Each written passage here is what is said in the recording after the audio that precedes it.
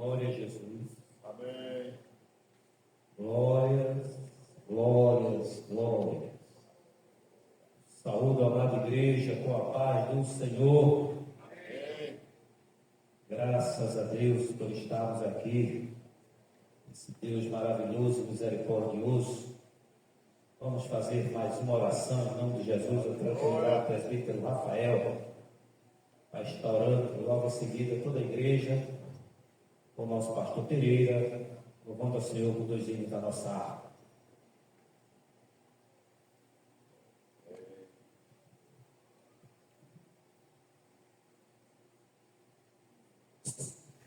A paz do Senhor, meus irmãos. Oremos. Pai Santo e Eterno, nos louvamos ao Senhor por esse dia, meu Pai. Pois foi o Senhor que nos manteve de pé, foi o Senhor que nos deu saúde. É o Senhor, meu Pai, que tem mantido a nossa despensa cheia. E nós somos gratos ao Senhor, meu Pai, pela Tua presença nesta noite. Meu Pai, nesta noite nós viemos aqui adorar o Teu nome. E em forma de gratidão, entoar louvores, dizimar, ofertar. Em agradecimento a tudo que o Senhor tem feito em nossas vidas. Obrigado por todos os livramentos que o Senhor tem nos dado, pela presença do Espírito Santo em nossa vida, que é a garantia da salvação, e a garantia, meu Pai, que um dia os céus contemplaremos, meu Pai, a vida do nosso Senhor Jesus Cristo. E nessa noite o Senhor fala através da Tua palavra, que o Senhor nos exorte se for preciso, que nos corrija, mas de maneira nenhuma que saiamos da mesma forma. Meu Pai, lhe apresentamos também a presença do Senhor, ao pastor Jair e sua família. Que o Senhor continue dando saúde e graça ao teu servo. Que o Senhor abençoe esta igreja, aqueles que se fazem presente, aos grupos que irão então a louvores, aqueles que estão por vir. Visita aqueles acamados, meu Pai, enfermos, precisando de uma providência do Senhor. Fala conosco sempre em nome de Jesus. Amém. Dá para ir aí? Vou começar. Quem esfuga a mão ao arado já pôs, constante precisa ser. O sol declina e logo após vai escurecer. Avante em Cristo pensando, em oração vigiando, com gozo e amor trabalhando pra teu Senhor. Não desanimes, pois sempre a cruz maior que a de teu irmão. A mais pesada levou teu Jesus, te consola então. A tua cruz vai levar.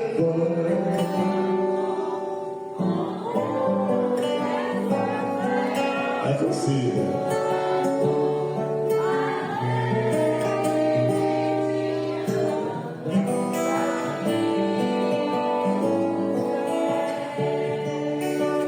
Ser bom soldado de Cristo Jesus, sofrendo as aflições,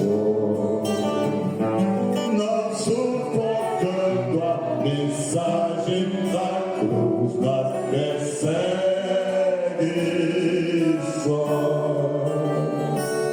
Vai ser o amor proclamando novas de paz se levando.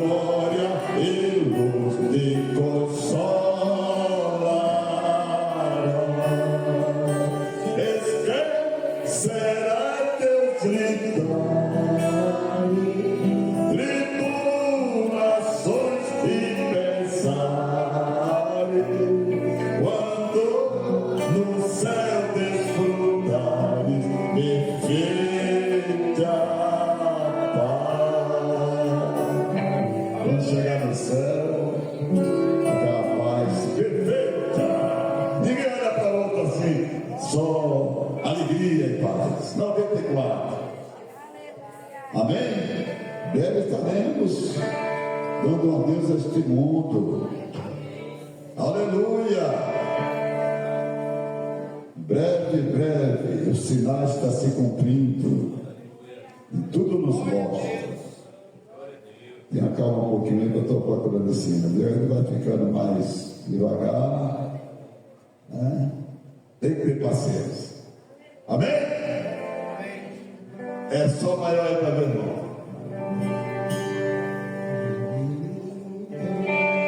Não é coisa assim, né? Quando a luta desta vida trabalhosa se finda, este mundo vamos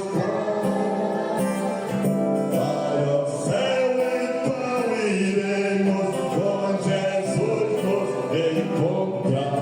Magero, a lei de Deus. O coral, cante, meu irmão, agora cante. Vai chegar em Jerusalém.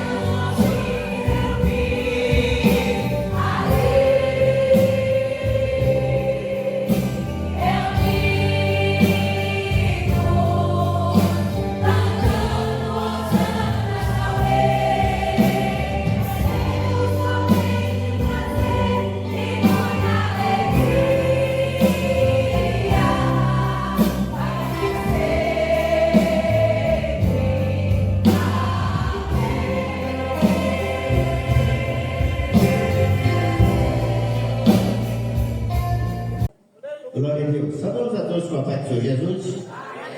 Vamos ler a palavra do Senhor, Provérbios capítulo 3,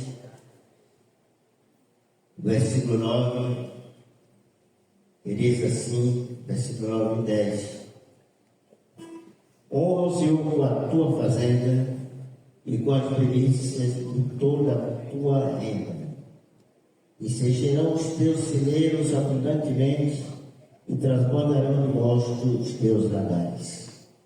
Louvado seja o nome do Senhor Jesus. É importante quando reconhecemos que Deus é dono de tudo e é Ele quem supre toda a nossa necessidade. É um reconhecimento. O reconhecimento é o princípio da honra. Louvado seja Deus. Quando você é grato a Deus, você recebe mais do que aquilo que você merece. Louvado seja o nome do Senhor Jesus. Portanto, nessa noite, vamos honrar o Senhor com nossos dízimos, com as nossas ofertas, reconhecendo que Ele é o dono de tudo e é o provedor de tudo. Amém? Vamos orar em nome do Senhor Jesus.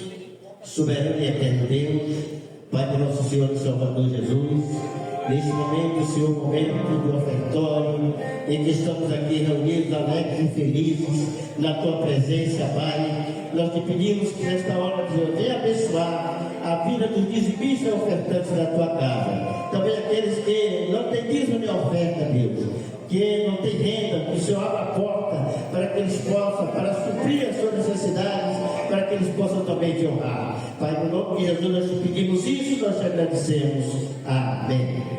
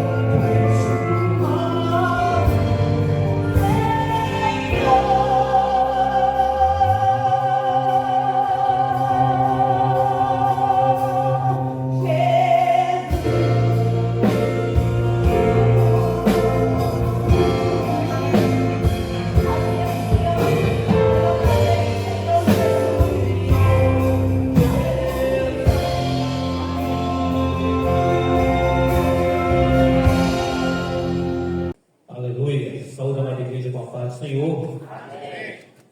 Graças a Deus, estamos aqui por esta oportunidade, dando continuidade, meus irmãos, ao estudo do livro de Apocalipse. E hoje nós estamos no capítulo 17. Então, se você ainda não participou de nenhum dos estudos, cada semana, cada quinta-feira, cada doutrina, estamos estudando um capítulo, às vezes mais de um, para que feche o tema, o assunto. E hoje, 17. Se tem alguém do seu lado sem Bíblia, compartilhe a leitura. Amém? Diz assim a palavra do Senhor. E veio um dos 7 anjos que tinham as 7 taças, e falou comigo, dizendo-me: vem, mostrar-te-ei a condenação da grande prostituta que está sentada sobre muitas águas, com a qual fornicaram os reis da terra, e os que habitam na terra se embebedaram com o vinho da sua fornicação. E levou-me em espírito ao deserto, e vi uma mulher assentada sobre uma besta, de cor de escarlate, estava cheia de nomes de blasfêmia, e tinha 7 cabeças e 10 chifres. E a mulher estava vestida de púrpura e de escarlate, e adornada com ouro e pedras preciosas e pérolas, e tinha na sua mão um cálice de ouro cheio de abominações e da imundícia da sua fornicação. E na sua testa estava escrito o nome, mistério, a grande Babilônia, a mãe das prostituições e abominações da terra. E vi que a mulher estava embriagada do sangue dos santos e do sangue das testemunhas de Jesus. E vendo-a eu, maravilhei-me com grande admiração. E o anjo me disse: por que te admiras? Eu te direi o mistério da mulher e da besta que há atrás, a qual tem 7 cabeças e 10 chifres. A besta que viste foi e já não é, e há de subir do abismo e irá à perdição. E os que habitam na terra, cujos nomes não estão escritos no livro da vida desde a fundação do mundo, se admirarão vendo a besta que era e já não é, ainda que é. Aqui o sentido que tem sabedoria.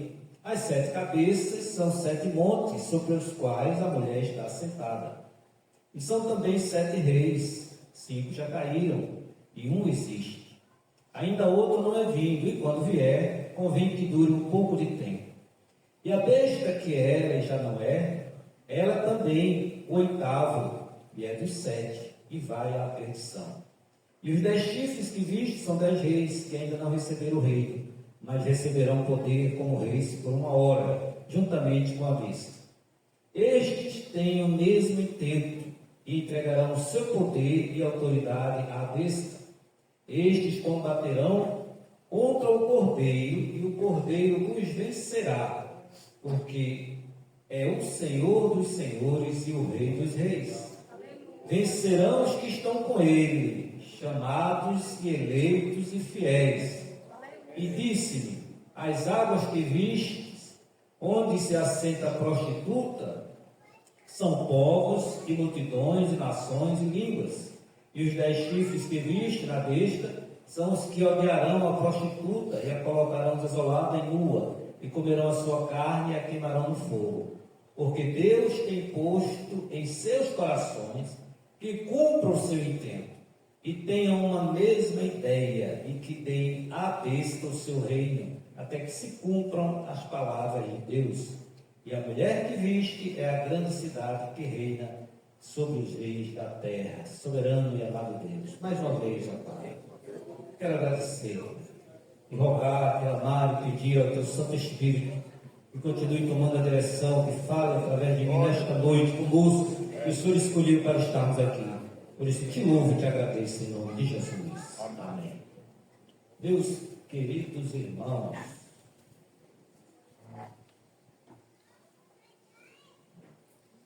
nós vimos a semana passada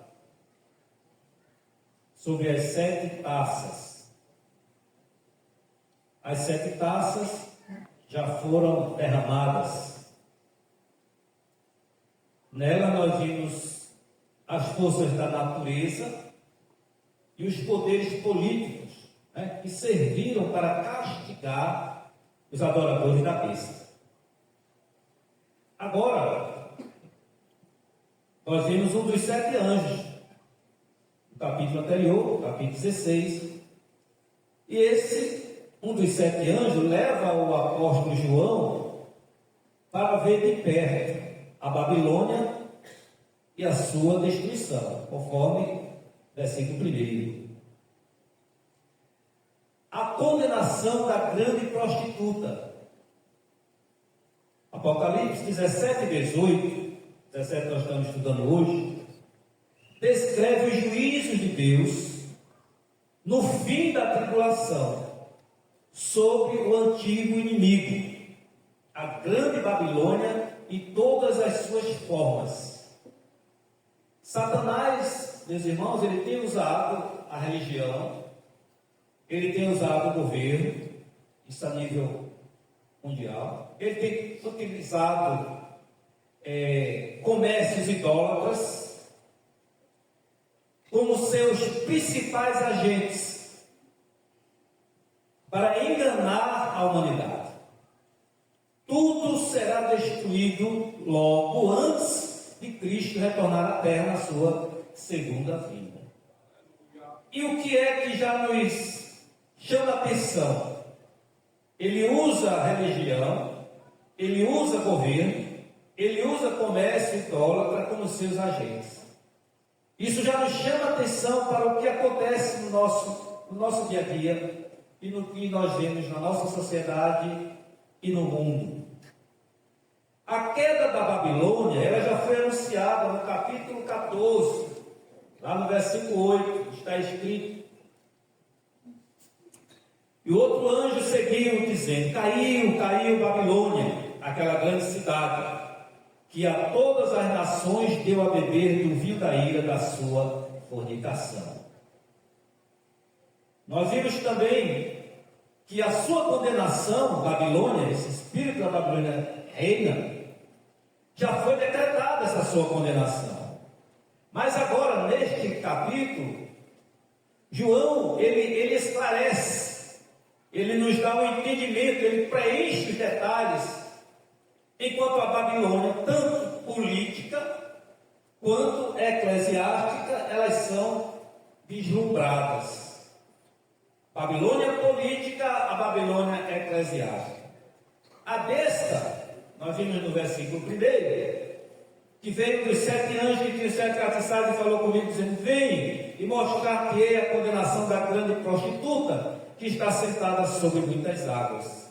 Então, a besta representa o governo. E ele diz no versículo 3: e levou-me espírito ao deserto, e vi uma mulher assentada sobre uma besta, de cor escarlata, que estava cheia de nomes de blasfêmia. Então, a besta representa o governo, e a mulher representa a religião. Isso todos, a nível de mundo. E esses besta e mulher, governo e religião, com o único propósito: contra Deus, contra o seu Cordeiro, contra a igreja do Senhor, contra os salvos. Por isso, mais uma vez, a importância de nós atentarmos ao que diz a profecia. Então, embora a besta seja o governante político do império, essa mulher, ela representa a religião blasfema. Por quê? Porque seduz as nações, o sistema econômico, e assim atrai para o seu luxo e para a sua imoralidade terrena. Mais uma vez, é para nós prestarmos bastante atenção. Porque esse poder está aí. E esse poder ele atrai a política e a religião. A religião, se nós olharmos na internet, nós vamos encontrar esse espírito, vou chamar assim, em bastante evidência. Então, esse capítulo 17, nós estamos estudando hoje, ele centraliza-se em Roma como uma grande prostituta, e que ficou embriagada com o sangue dos santos. Quem conhece a história sabe o que aconteceu com muitos, centenas e milhares de cristãos em Roma. Já no capítulo 18, que é a próxima semana, se Jesus não voltar, No capítulo 18, nós passamos a ver que Roma também é a grande cidade que será destruída. Ela já foi. No capítulo 17 ainda, meus irmãos, há um destaque para esse anjo mediador, que ele explica, é uma das visões que são explicadas pelo anjo. Então ele explica os sentidos desses símbolos. Já no capítulo 18 que nós vamos estudar, ele ressalta os elementos funerários dos reis, dos mercadores, dos comerciantes e dos seus marinheiros, vamos dizer assim. Além disso, meus irmãos, o capítulo 17, isso está em alguns comentaristas, ele é considerado complexo e de difícil compreensão. Enquanto o capítulo 18, ele é bem mais claro. O 18 também vem em continuidade, esclarecendo do 17. Porém, em ambos os capítulos, 17 e 18, a depravação de Roma e o juízo divino são predominantes. Quando nós vemos do versículo 15 a 17, nós vemos que a prostituta ela é destruída. E ela é destruída pela mesma besta e pelos reis que ela seguiu. Ao passo que no capítulo 18, versículos 10, 17 e 19, a cidade é destruída em apenas uma hora por Deus. Glória a Jesus.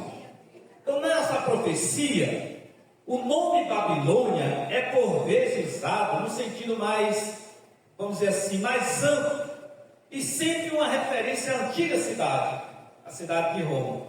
Se não, nós vejamos lá no capítulo 13, versículo 1, diz o seguinte: e eu pus-me sobre a areia do mar, e vi subir do mar uma besta, que tinha 7 cabeças e 10 chifres, e sobre os seus chifres 10 diamantes, e sobre as suas cabeças um nome de blasfêmia.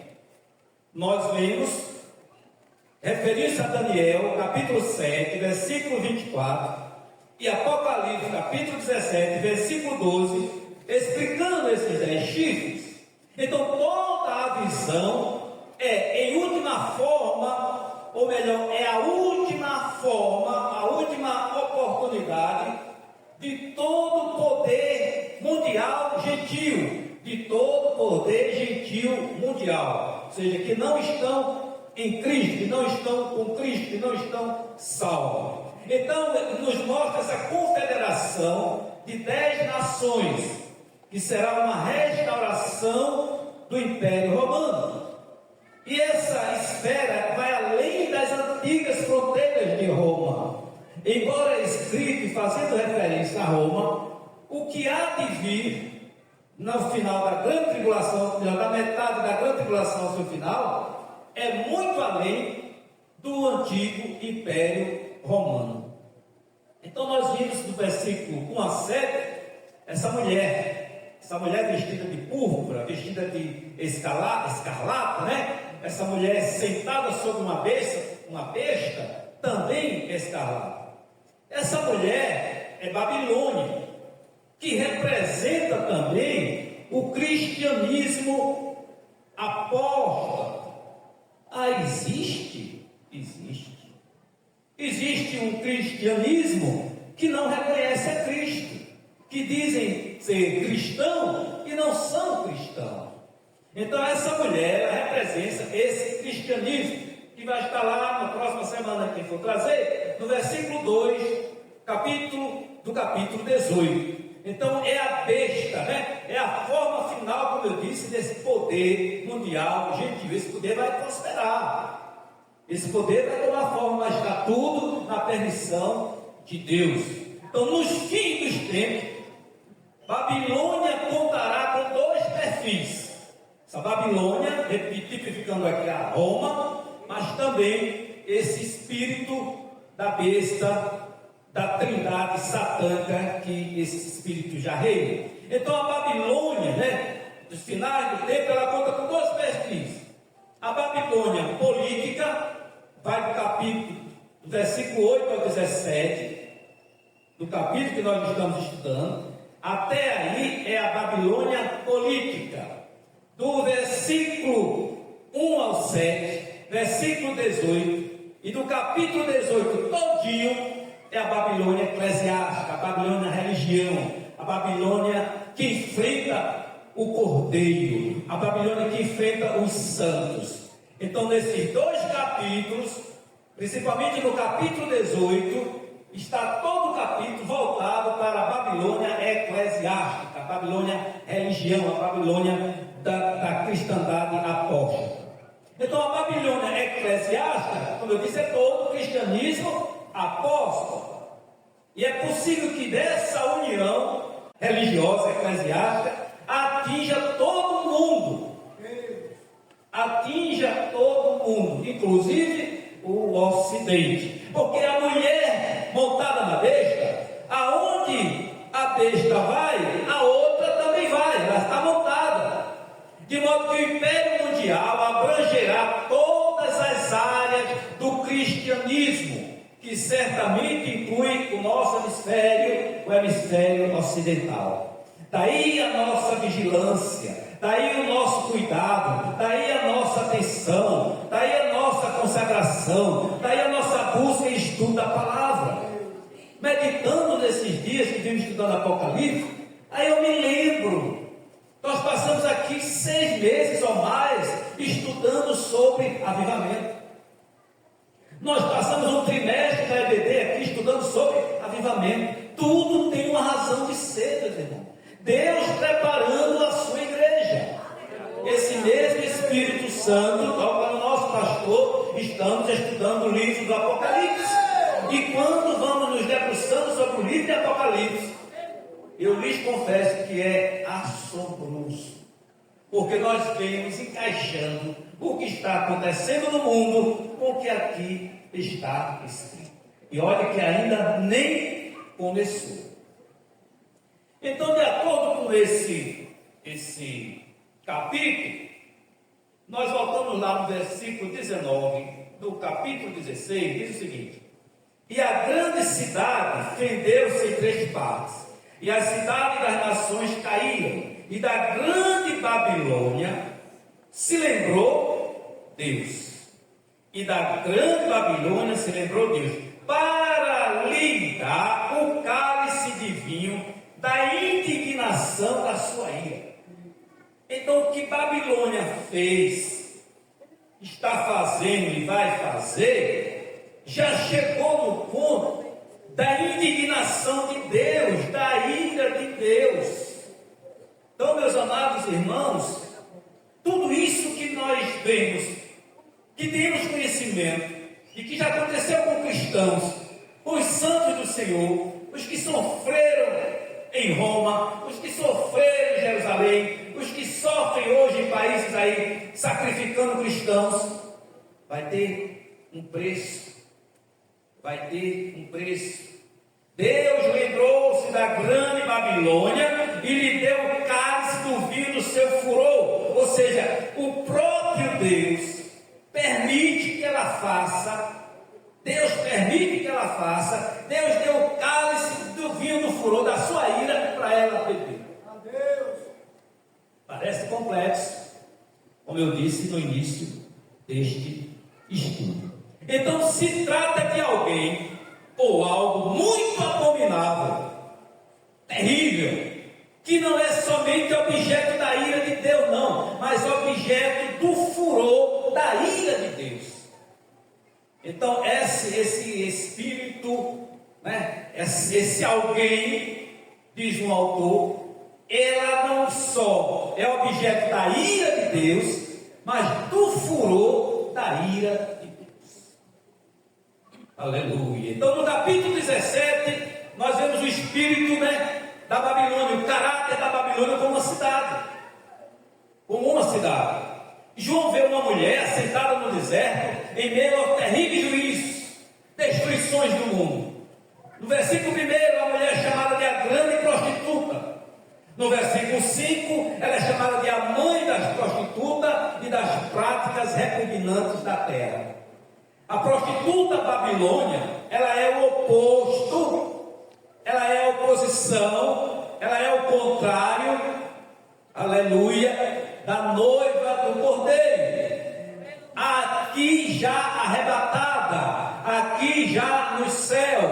Mas essa Babilônia, ela quer imitar, ela quer parecer com a noiva que já está arrebatada, já está no céu, a igreja de Jesus. O apóstolo Paulo também fala que é um grande mistério, ou como um mistério. E veja que nesse versículo 5 também fala, né? Havia um mistério, essa inscrição, um mistério. Mas no versículo 7 diz: eu explicarei o mistério dessa mulher. Então o próprio anjo explica, revela para João. O versículo 15 mostra os que estão sobre estas águas. São o quê? Está sentada essa prostituta, são povos, são multidões, são nações e são língua. Esta mulher vestida de púrpura, essa mulher de vermelho, adornada de ouro, de pedras preciosas, de muitas pérolas, conforme o versículo 4. E ela é chamada de mãe das prostitutas, das abominações. Ela está embriagada com o sangue dos santos. Ela se embriagou com o sangue dos santos, o sangue das testemunhas do Cordeiro, da igreja do Senhor, os santos do Senhor, que foram sacrificados, que foram mortos, conforme o versículo 6. Em Apocalipse 13, nós vimos que o Império Romano restaurado, encabeçado pela besta, mas nesse versículo 17, nos mostra algo novo, ou seja, essa poderosa besta será guiada por uma mulher, sentada nela, guiando pelo deserto. Então, na Escritura, na maioria das partes, uma mulher é sempre uma figura da igreja. A igreja como noiva, a igreja como esposa. E é o que vemos em Apocalipse 12, também Israel representa uma mulher. A igreja de Jesus também, como eu disse, é representada como mulher. Apocalipse 21, versículo 9. Enquanto que a igreja mundial sem Cristo, é apresentada como a mulher da besta. Não sei se os irmãos estão acompanhando. Então Jesus Cristo virá com os seus santos, mas a besta também virá com os seus seguidores. É guerra. A Babilônia eclesiástica, como eu disse, é a grande prostituta. Versículo 1 do capítulo que estamos estudando. E será destruída pela Babilônia política. Apocalipse 17, 15 a 18. Vamos ler? O que é que diz? Os mercadores. 15, 18. E disse: as águas que viste, onde se assenta a prostituta, são povos e multidões de nações. E os 10 chifres que viste na besta são os que odiarão a prostituta, e a colocarão desolada e nua, e comerão a sua carne, e a queimarão no fogo. Por quê? Porque Deus tem posto em seus corações que cumpra o seu intento. Aleluias. Vai ser destruída a grande prostituta pela Babilônia política, para que seja somente a besta que reine, somente a besta seja adorada. Então o próprio poder vai destruir essa grande prostituta. Então o poder da Babilônia política será destruído pela volta do Senhor, pelo regresso do Senhor em glória, no final, no Armagedon, capítulo 16, 14, 16, capítulo 19, 17. Então eles vão se destruir, mas no final, no regresso do Senhor, na segunda vinda do Senhor em glória, será destruído. Aleluia. Mas vamos rever um pouco da Babilônia. Nós conhecemos a Babilônia da história. A Babilônia ficava onde? A Babilônia ficava onde hoje é o Iraque. E se alguém lembra aí da história, Saddam Hussein, foi um dos ditadores ali do Iraque. E qual era o seu intento? Reconstruir Babilônia. Os arqueólogos descobriram as ruínas da Babilônia antiga. E o seu intento era esse. E naquela época que os Estados Unidos invadem o Iraque e destrói, mata Saddam Hussein, e os irmãos se lembrarem aí da história até como foi que ele foi encontrado, muitos estudiosos, muitos teólogos dizem que o presidente dos Estados Unidos, o Bush, aí, né, foi instrumento de Deus para destruir Saddam Hussein. Saddam Hussein era como se fosse um espírito de Nabucodonosor. E isso quem acompanhou na época, inclusive um pastor de Minas, tem um estudo muito interessante sobre isso, não falo o nome dele agora. Porque ele queria reconstruir a cidade. E a Babilônia que fala que será reconstruída essa cidade, é o espírito maligno, né? É a ação da trindade maligna. Então a Babilônia, que nós citamos aqui, nós entendemos a sua origem real, como existiu, mas como é que isso aconteceu? Vamos recapitular? A origem da Babilônia, ou seja, Babel, encontra-se nesse passado obscuro. A Babilônia é citada pela primeira vez após o dilúvio, em Gênesis 10, capítulo 8, capítulo 10, versículo 8 a 10. Eu não vou ler pelo tempo. Ela tem um personagem que foi o seu criador dessa Babel, dessa Babilônia. E lembra quem foi? Estamos no estudo. Quem falou aí? Nimrod. Então, ele era o mais valente dos caçadores. Valente como Nimrod diz a palavra. Em Gênesis 11, nós temos então a união dos povos, né, da humanidade. Com o objetivo, construir a Torre de Babel. Para quê? Para que chegasse aos céus. E qual era a sua origem? Esse Nimrod, ele era neto de Cã. E quem foi Cã? Filho de Noé, que foi amaldiçoado pelo Noé. Então o império de Nimrod foi Babel, que significa porta dos deuses, ou seja, idolatria no lugar de culto verdadeiro. Então esse espírito da Babilônia é de muito tempo. Podemos dizer que desde do Éden, desde a queda do homem. E no Targum judaico, Jerusalém, eles têm uma versão mais antiga ainda desse texto em hebraico. E nesse texto está escrito mais ou menos assim: Nimrod era poderoso em pecar diante da face de Deus. Ele caçava homens, por isso a designação de caçador. Então, instigando-os a abandonarem o conselho de Sem, o outro filho de Noé, o filho crente. Então, o significado hebraico de Babel, nós sabemos que é confusão. Então, eles também não queriam mais espalhar-se por toda a terra, como seu Deus havia ordenado. E daí, em hebraico, o nome também é Sem. Então, quando Deus vivo, Deus poderoso, viu que os homens não queriam deixar aquilo que tinha proposto a fazer, disse: venham, desçamos e confundamos a língua que falam, para que não entendam mais uns aos outros. Gênesis 11, versículo 7. Então, meus irmãos, essa linha, né, também nos fala de uma esposa, de uma mulher que esse camarada tinha, chamada Semaris, porque todos os estandartes, ou seja, todas as bandeiras de todas as outras nações dos reis assírios, tinha no seu estandarte a imagem desta mulher. E Israel também sucumbiu e adorou esses falsos ídolos. Está lá em Juízes 2,13, 1 Samuel 7,3, 1 Samuel 12,10 e outras referências.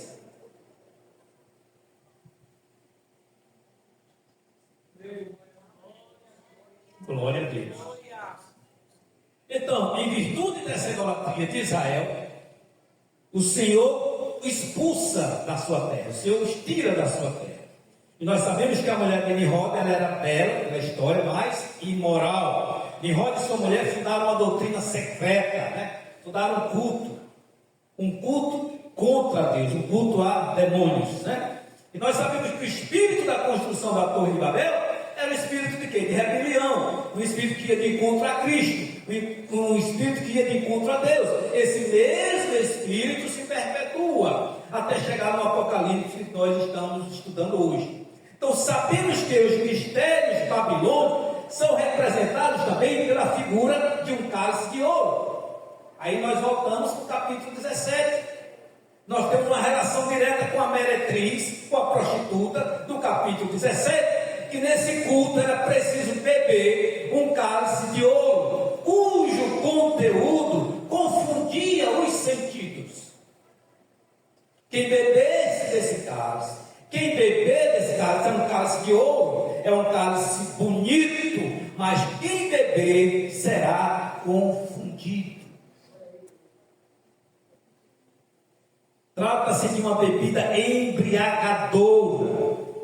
Isso faz paralelo com o versículo 2 do capítulo que nós estamos estudando. Com quem os reis da terra se prostituíram? Os habitantes da terra se embriagaram com o vinho da sua prostituição. Isso aqui, meus irmãos, espiritualmente. Então a mulher, a mãe das prostitutas, que está unida com a besta, o anticristo, e dessa maneira personifica todas as religiões sem Cristo. Personifica todas as religiões sem Cristo. Como essa besta personifica o governo, a política. E aí nós começamos a entender o que é que está acontecendo. O que é que está acontecendo nos governos, o que é que está acontecendo no mundo politicamente. Fiquemos atentos. Como nós estamos em estudo, eu trouxe aqui porque esses irmãos que estudam o Apocalipse, irmãos aqui que estudam bastante, vai ver que tem várias linhas, né? Tem várias linhas. E uma delas, eu achei interessante compartilhar. Um dos pontos mais polêmicos do autor no estudo do Apocalipse é a identidade dessa grande meretriz. As interpretações mais comuns são 4, envolvendo 2 cidades. Roma, como a cidade principal do Império Romano, do poder econômico mundial. Roma, como a cidade principal da Igreja Romana Católica. Jerusalém, como existia antes da destruição, no ano 70 depois de Cristo. E Jerusalém futura, como sede do reino terrestre de Jesus. Então, só para os irmãos entenderem, tem o futuristas, né? Futurismo, e tem o preterismo. Então o apóstolo João, ele recebeu uma revelação das coisas que iam acontecer em breve. Capítulo 1, versículo 1, capítulo 22, versículo 6.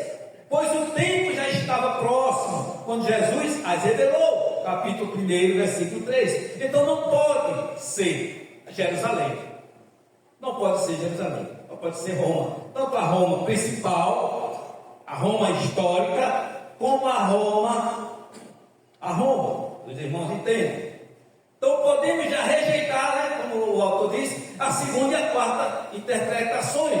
A segunda é Roma como cidade principal da Igreja Católica, e Roma e Jerusalém futura como sede do reino de Deus. Outros estudiosos afirmam que a grande meretriz é Jerusalém por causa da destruição profetizada por Jesus, mas sabemos que não é. Então, meus irmãos, a besta, no versículo 1, repito, é o poder do governo romano. A besta é o poder do governo romano. Surgiu no mar, capítulo 13, versículo 1. A grande meretriz é a cidade, o seu poder econômico, e se acha sentada sobre as nações. Tem domínio sobre as nações. Seus irmãos, os que estudam, leem, pregadores, pastores que aqui estão, nós vemos aí, já desde 92, 93, não me falha, que foi constituída a União Europeia. No início, se não me engano, com 10 ou foi com 12 países. E esses blocos foram se constituindo, né? Chegou num auge grande, depois esfriou um pouco. Hoje, se não me engano, já são quase 30 países, são 25, 26 países que fazem parte dessa União Europeia, onde existe uma só moeda. Tinha a Inglaterra, o Reino Unido, que saiu. Existe na América do Norte um outro bloco chamado NAFTA, que está um pouco adormecido, que é Canadá, México, Estados Unidos. Existe na América do Sul o Mercosul. Existe um trabalho de juntarem esses blocos. Isso já vive discutindo. Para quê? Para que no futuro exista um só bloco econômico. E daí já existe moeda digital, já existe moeda universal digital no mundo todo. Então, o caminho está sendo preparado. Essa grande meretriz, a cidade, o seu poder econômico, sentada sobre as nações. Aí diz aqui no versículo 2: com quem se prostituíram os reis da terra? Aí nós encontramos em Naum, capítulo 3, versículo 4. Eu vou ler para os irmãos. Naum, capítulo 3, versículo 4. Por causa da multidão dos pecados, da meretriz muito graciosa, da mestra das feitiçarias, que vendeu as nações com as suas fornicações, e as famílias pelas suas feitiçarias, eis que eu estou contra ti, diz o Senhor dos Exércitos, e levantarei a tua saia sobre a tua face, e às nações mostrarei a tua nudez, e aos reinos a tua vergonha. Então já estava profetizado. Também nas críticas feitas a Tiro. Tiro dominava o comércio no mar Mediterrâneo, nos tempos de Isaías. Isaías capítulo 23, versículo 15 a 18, diz o seguinte: naquele dia, Tiro será posto. Tiro hoje não existe. Tiro está submerso sobre o mar.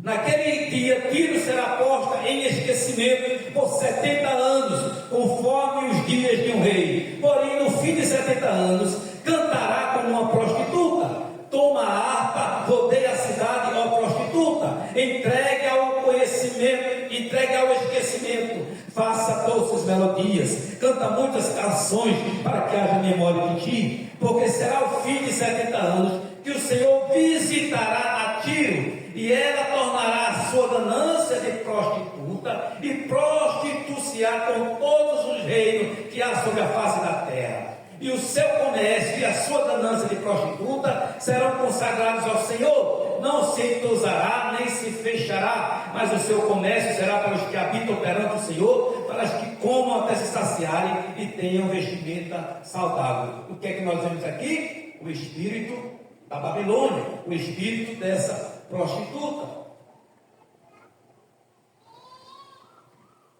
Roma, na época do escrito, na época do apóstolo João, ela mantinha relações, era um império poderoso, e mantinha relações econômicas, políticas, com vários países, e principalmente com os países do Mediterrâneo, da bacia do Mediterrâneo, do mar Mediterrâneo. Então Roma corrompeu nações, Roma se envolveu em libertinagem, os excessos de Roma fez com que alguns dos imperadores, documentos terríveis que a história registra, países que estabeleceram relações favoráveis com Roma no comércio, lucraram com fornecedores de bens, consumindo, e aqui eu vi uma coisa que chamou a atenção, consumindo materialista.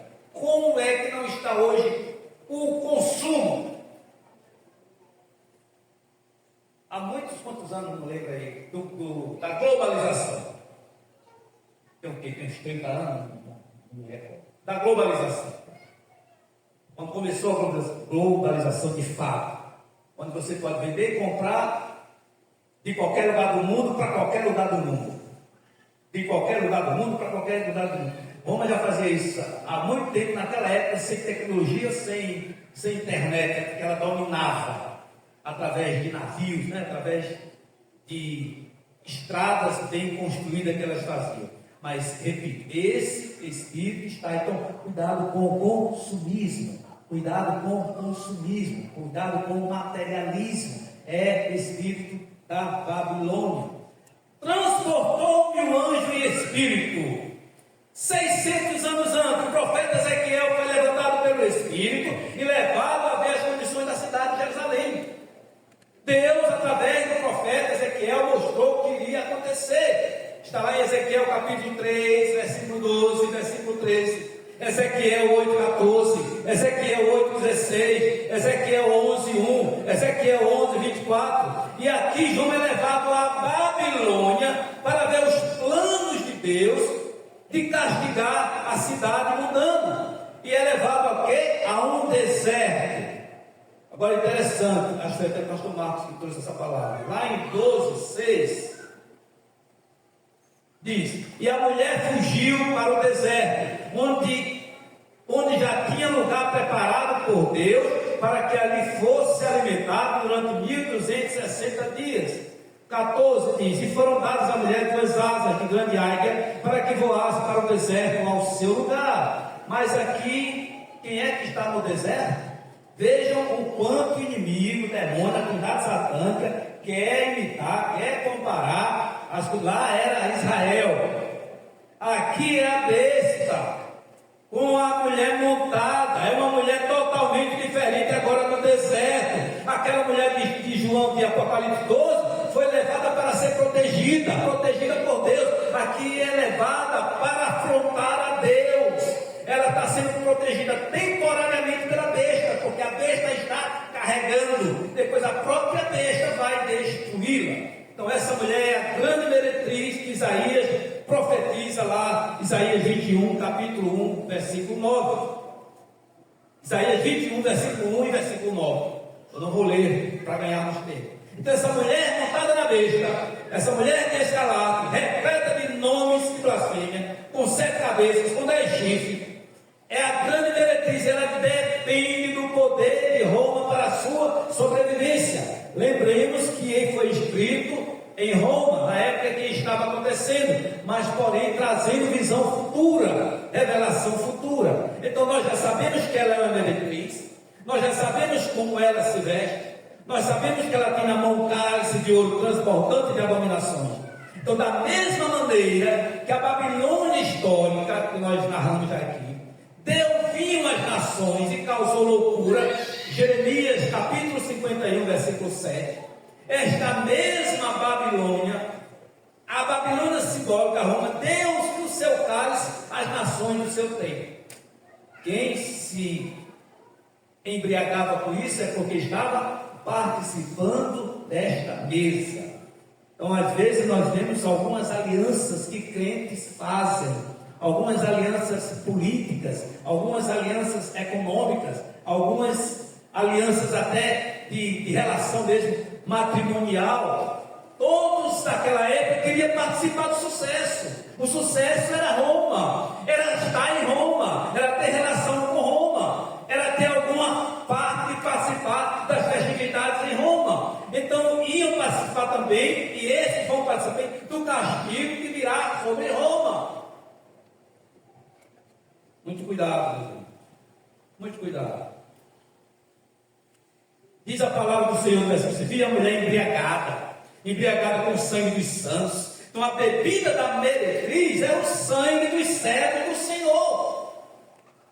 E hoje, os santos, os servos, que se deixam enganar, seduzir, estão alimentando, embriagando este espírito. Precisamos ter olhos, discernimento espiritual para vermos, entendermos, repetirmos. São os mesmos que pediram justiça divina no 5º selo. Foi eu que trouxe essa palavra no capítulo 6, versículo 9, que diz: e havendo aberto o 5º selo, vi debaixo do altar as almas dos que foram mortos por amor da palavra de Deus e por amor do testemunho que deram. Estes mortos clamavam lá debaixo do altar. Deus ouve, Deus responde. E agora, nesse capítulo 17, está mostrando a justiça divina sobre o clamor, sobre o pedido que foram feitos. Nossas orações, como eu disse naquela época, Deus ouve. E às vezes, quando oramos ainda egoisticamente, como foi que eu disse, Ele coloca mais incenso, né, no altar, para que aquele aroma chegue à presença de Deus. Aleluia, glória a Jesus. Mas aí, a partir do versículo 7, o anjo começa a revelar, começa a dar entendimento para João. Então, a razão dos terríveis acontecimentos, ele diz: o objetivo, porém, é que se cumpram as palavras de Deus. Versículo 17: porque Deus tem posto em seus corações que cumpram o seu intento. Isto era para que se cumprisse o intento de Deus. Disso faz parte o desdobramento do Império Mundial, descrito nos versículos que nós lemos. A bestas que viste, isso aqui é interessante. Versículo 8: a bestas que viste era e não é, está para emergir do abismo. Né? Nós sabemos, já vimos que a besta representa o poder do Império Romano e também os seus reis, os seus imperadores. Este versículo coloca a revelação dada a João entre dois reis descritos como besta, e durante o rei de um e de outro, que não agia como a besta. Mas nós vemos aqui também uma espécie de imitação, de paródia, né? Os que recusavam adorar a besta sofriam discriminação econômica e alguns deles foram mortos. Juntando isso, nós entendemos que os imperadores, identificados como a besta, são reis que perseguiam os santos de Deus. Isso não acontecia? Morria quem? Seria a cabeça golpeada de morte. Capítulo 13, versículo 3. Então João escreve durante um período de tranquilidade. A besta não é, ainda não é, mas o outro perseguidor ia emergir do abismo. Então as interpretações nos mostram que, à exceção do versículo 9, aqui o sentido que tem sabedoria. As 7 cabeças são 7 montes sobre as quais a mulher está assentada. Roma está constituída sobre 7 montanhas, sobre 7 colinas. E desde a época de Cristo, já denominava-se Roma como a cidade das 7 colinas. Uma outra cidade que tem 7 colinas, é formada de 7 colinas, mas é mais recente, é Istambul, na Turquia. Jerusalém tem colinas também, mas não são 7. Então a besta, aí eu trago aqui, essa parábola diz assim: a besta que era e já não é, todavia está para subir do seu abismo e irá para a perdição. Então nós vemos lá, capítulo 1, versículo 4, versículo 8, o que é que diz? João, as 7 igrejas que estão na Ásia, graça e paz seja convosco, da parte daquele que é, e que era, e que há de vir.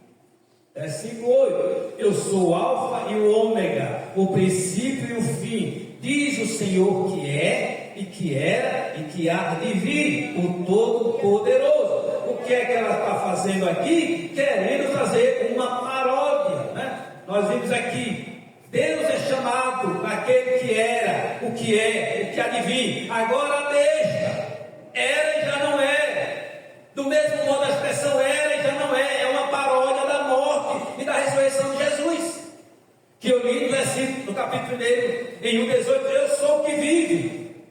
Fui morto, mas agora estou vivo, vivo para todo sempre. Também Apocalipse 2,8. Então a besta imita essa descrição de Jesus. Com sua ferida mortal que foi curada, é a expressão de 17,8. Em certo sentido, a luta é o retrato da besta de Apocalipse, capítulo 13. Então a expressão era e já não é, também aponta para o 8º rei, do versículo 11. O anticristo que estava com Satanás não está aqui agora, mas virá no final da história. Aleluia! É estudo. Em outras palavras, o anticristo assumirá o poder e reivindicará para si atributos divinos, pois ele é absolutamente o oposto de Deus. Nós ainda vamos ver aí na frente, mas tem alguns estudiosos, teólogos, sei lá, dizendo que o anticristo é fulano, o anticristo já está, é tal governante, é tal papa. E nós sabemos que não é. Mas tem um livro muito bom, de Wimal, que ele diz, e eu já concordava com isso antes de ver esse livro, que o anticristo tem que ser um judeu. Não tem como ser um judeu. Como é que Israel, como é que os judeus vai reconhecer como Messias quem não foi judeu? Não tem sido. E ele escreve isso nesse livro de uma maneira bastante rica. Então, esse espírito do anticristo, mesmo já a protótipo, né, a maquete do templo já está pronta, o candelabro já está pronto, as bezerras lá vermelhas do sacrifício que é para consagrar o templo já estão lá. Meus irmãos, Jesus está pronto. Jesus está pronto. Vamos adiantar aqui pelo tempo. Interessante no versículo 9. O que é que ele diz para João? Aqui o sentido que tem sabedoria. Precisamos da sabedoria, sabedoria que vem do alto. O que é que diz no versículo 1? Veio um anjo veio dos 7 anjos que tinha 7 taças e falou comigo, João, dizendo: vem mostrar aqui a condenação da grande prostituta. Mas o que é que João vê? Levou-me em espírito ao deserto e viu uma mulher assentada sobre uma besta de cor de escarlate, que estava cheia de nome de blasfêmia, e a mulher estava vestida de púrpura e de escarlate. João não entendeu. João, eu fui chamado para ver a morte, a destruição, a condenação. Estou vendo essa mulher com toda a pompa.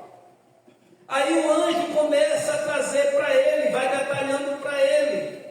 Então as pessoas que aplicam, nós vamos dizer que a aplicação natural dessa expressão.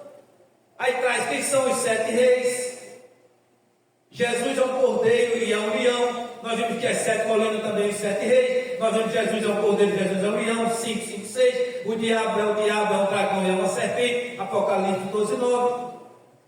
E aí vai mostrando, trazendo para eles essas interpretações, que se baseiam numa lista de imperadores. Uns dizem que na época que João escreveu era Nero, outros eram Domiciano, outros que eram Júlio. Então, a depender da linha teológica que identifica que imperador era, nós temos a descrição desses reis que este capítulo nos traz. Por exemplo, Júlio César, declarou ditador. Júlio César veio Otaviano, conhecido como César Augusto, tinha 18 anos de idade, não houve uma sucessão direta. Depois, Nero foi o último imperador da dinastia Júlio-Claudiana. Nero se suicidou em 68, antes da destruição de Jerusalém. Nero não deixou filhos, foi o fim da sua linhagem, foi o golpe mortal.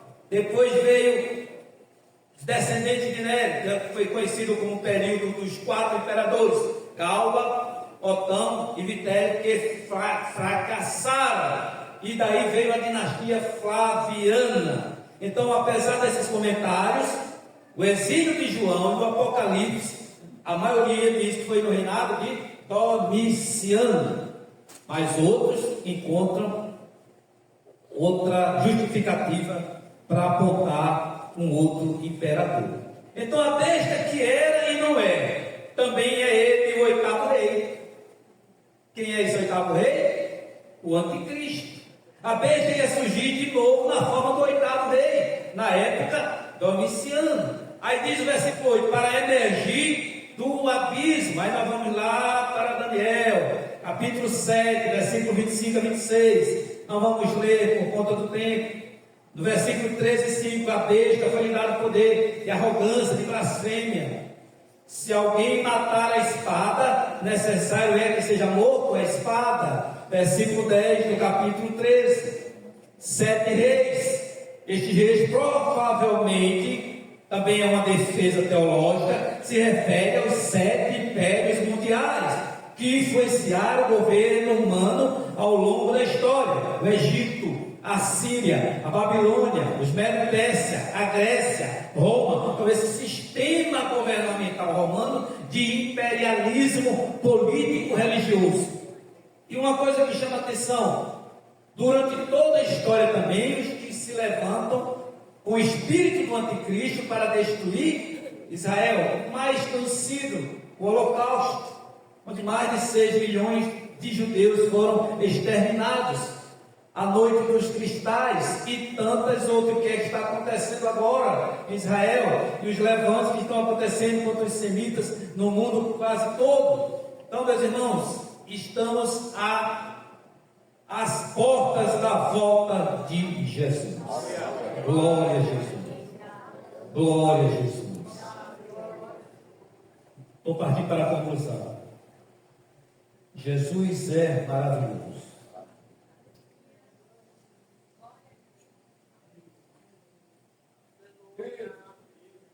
Uma parte do plano de Deus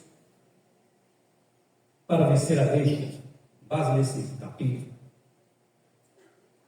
foi dar poder à besta. Deus, para vencer a besta, aumentou o poder da besta. Eu lendo isso aqui,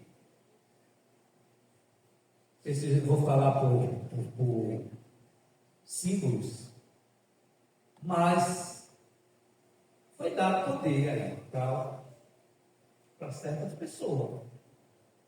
Foi dado poder. Não vou dizer aqui que é revelação, mas quando eu li isso aqui, Deus dá poder à besta, aumenta o poder da besta para vencer a besta. Então, às vezes, nosso inimigo, ele nos afronta, ele nos enfrenta. Nós, às vezes, até dizemos, mas Senhor, o que é isso? Ele toma força, ele, às vezes, até mostra que está nos vencendo, mas é Deus que está dando esse poder para que ele seja destruído com esse poder. Espero que tenha entendido o que eu estou querendo dizer aqui nas entrelinhas. Esse poder que foi dado aí. E por que Deus permitiu esse poder? Então, meus irmãos, partindo para o final, na primeira metade da tribulação, esta falsa religião globalizará todas as religiões tradicionais. Na verdade, ela está assentada sobre a besta, sendo o domínio político através da religião. Daí, muito cuidado com essa história de estar em pastor, visitando um lugar que não deve, visitando outras religiões afro-brasileiras, e a gente vê cada coisa por aí.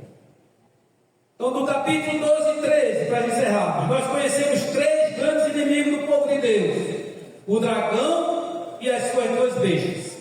No capítulo 17, conhecemos mais uma aliada do dragão, a grande meretriz, Babilônia. Ela é descrita como uma cidade sentada sobre 7 montes, bêbada com o sangue dos santos que dominavam os reis da terra. Ela depende da besta do mar, o poder do Império Romano. Este capítulo 17, estou finalizando, esclarece melhor o significado da besta, apontando ao poder perseguidor do governo romano. Apontando para o poder perseguidor do governo romano, especialmente as perseguições que seriam feitas por um imperador que viria pouco depois da profecia de João. Então, meus irmãos, a impressão, vou usar aqui, avassaladora deste capítulo 17 nos mostra e nos leva a respeitar, a admirar a incrível soberania de Deus. Deus continua soberano, em domínio e controle sobre tudo isso que aconteceu, que está acontecendo e que vai acontecer. Então, depois de todas essas maquinações, de todos os atos depravados dos poderes malignos, registrados nesse capítulo, nós percebemos que Deus dirigiu toda a operação. Deus até mesmo pôs no coração que executasse o propósito dele, ao fazer-nos voltar contra a prostituta, a grande Babilônia, e destruí-la. Eles mesmos se destruírem.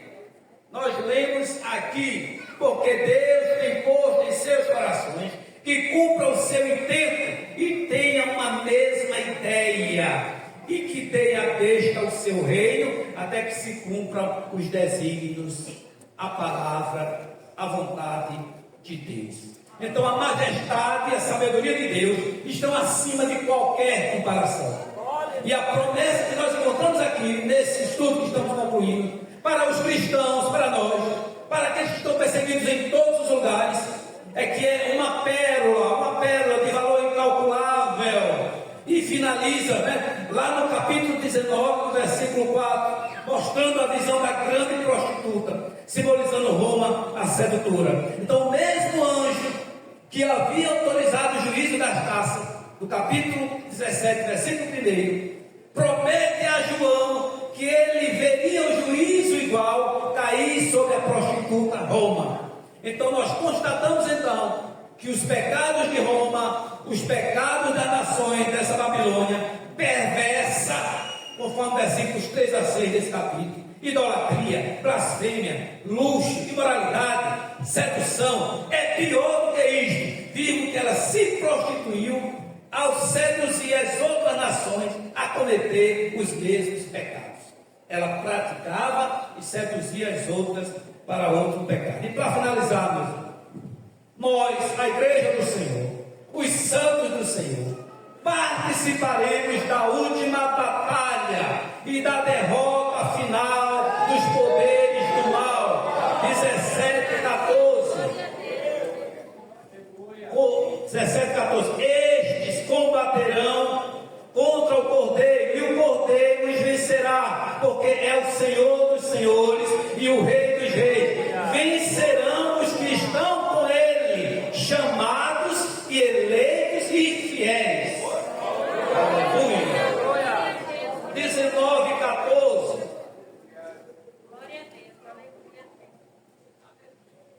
E seguiam os exércitos do céu em cavalos brancos e vestidos de linho fino, branco e puro. É a igreja, a santa e imaculada do Senhor Jesus. Amém? Espero que tenha conseguido transmitir, mas é um estudo, e o estudo tem que ficar o mais próximo possível. Amém, meu gente? Agradeço a Deus mais uma vez. Passo para o pastor Marcos, lembrando que quem puder estar aqui, independente das congregações que estão convocadas para continuar no estudo e acompanhar esse estudo em nome de Jesus. Amém? Glória, glória, gozo sem fim trará. Glória, glória, ao coroar o Rei. Glória, glória, nos arrebatará. Glória, glória, Cristo vem outra vez. Glória, glória, gozo sem fim trará. Glória, glória, ao coroar o Rei. Glória, glória, nos arrebatará. Glória, glória, Cristo vem outra vez. Aleluia. É bíblico orar com as mãos levantadas, viu, irmãos? Se é bíblico, se quiser, levanta suas mãos para os céus e diga: ó eterno Deus e poderoso Pai que está nos céus. Só tu sabes como nós chegamos aqui, e nós te agradecemos porque estamos saindo revigorados, fortalecidos no Senhor, animados, Senhor, por essa palavra reveladora, por a nossa esperança, Senhor, está cada dia mais avivada, Senhor, na expectativa deste grande dia do arrebatamento da tua igreja. Te peço, Pai, essas mãos levantadas, essa família representada nesta noite, o teu servo, a tua serva, leva em paz, guarda, livra de todo mal, dá um sono reparador, fortalece a cada dia a tua igreja, toma nas tuas mãos a vida do nosso pastor Jair, dando saúde, e a todos os irmãos aqui presentes e aqueles que não vieram também abençoa, no nome de Jesus, nós te louvamos e nós te agradecemos, e todos dizem amém. Subi ao monte, trazei madeira e edificai a casa, e dela me agradarei, eu serei glorificado, diz o Senhor. Ageu 1:8. E que a graça do nosso Senhor Jesus Cristo, o amor de Deus nosso Pai e a comunhão do Espírito Santo esteja com todos, e todos digam: Deus te abençoe, meu irmão. Volte em paz para a sua casa, guardado e protegido por Deus, em nome de Jesus.